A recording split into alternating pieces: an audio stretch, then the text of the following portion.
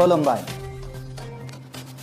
बड'लेण्ड खौरांनि गासैनो गेदेर नोंथांमोनखौ बरायबाय बाक्सा बर्मानिफ्राय फोसावजानाय बड'लेण्ड खौरांनि रादाबखौ फरायदों आं रमेन बर'आ दिनैनि रादाबाव दङ खुंगा 73थि उदांस्रि सानजों लोब्बा लाखिनानै बाक्सा बर्मायाव थानाय नबमजात रेजिमेन्टनि बानजायनायाव फरायसाफोरनि गेजेराव खारनाय बादायलायनाय खुंनाय जादों। बाक्सा जिल्लानि बर्मा थानानि सिङाव थानाय नगाव गामिनि लामायाव सानै सुबुङा गंसे स्कुटिजों जाब्रबथाय जादों। खुंगा 73थि उदांस्रि सानजों लोब्बा लाखिनानै बाक्सा बर्मायाव थानाय नबमजात रेजिमेन्टनि बानजायनायाव फरायसाफोरनि गेजेराव खारनाय बादायलायनाय खुंनाय जादों।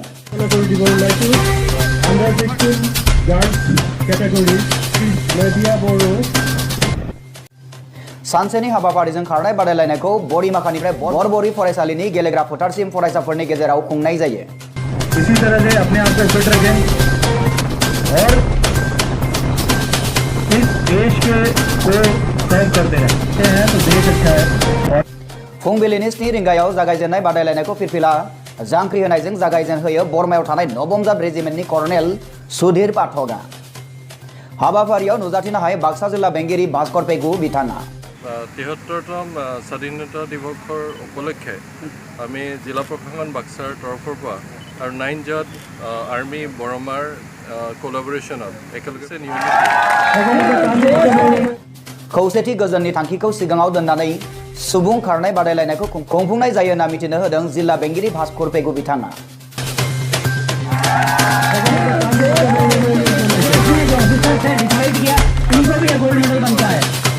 खमैबो 450सा फरायसाफोरा बाहागो लानाय बे खारनाय बादायलायनायाव देरहानो हानाय गेलेगिरिफोरनो मेडेल फोरमानलाइ आरो धोननि थफला होनाय जायो होनना मिथिनो मोननाय जादों।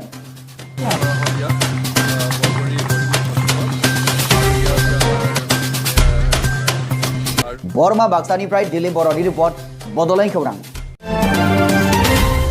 बाक्सा जिल्लानि बर्मा थानानि सिङाव थानाय नगाव गामिनि लामायाव सानै सुबुङा गंसे स्कुटिजों जाब्रबथाय जादों।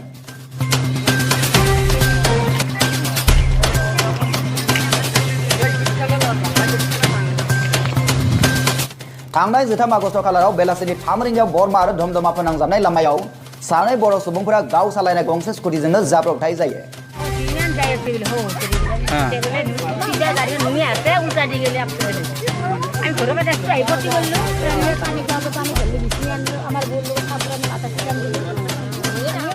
जाब्रबथायाव सानैनि सासे सालायग्राया जोखोम जायो। उनावहाय 108 गारिजों नलबारि हस्पिटालाव लांनाय जायो।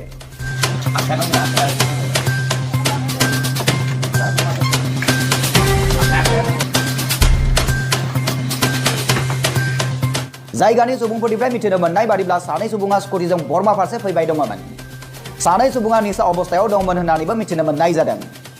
बर्मासिम फैबाय थानाय समाव नगाव गामिनि लामायाव थानाय गंसे दालांनि सिगाङाव बिसोरो गोग्लैयो।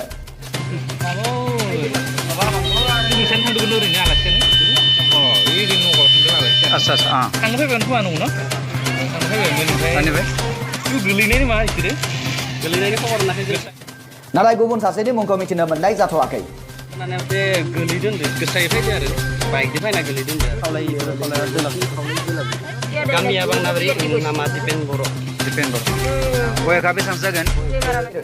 बिउर' रिपर्ट बड'लेण्ड खौरां। बड'लेण्ड खौरांनि गासै नायगिरि नोंथांमोनखौ फिन साबायखर जासिनानै दिनैनि रादाबखौ एसेबांनो फोजोबनाय जाबाय। गोजोन्थों।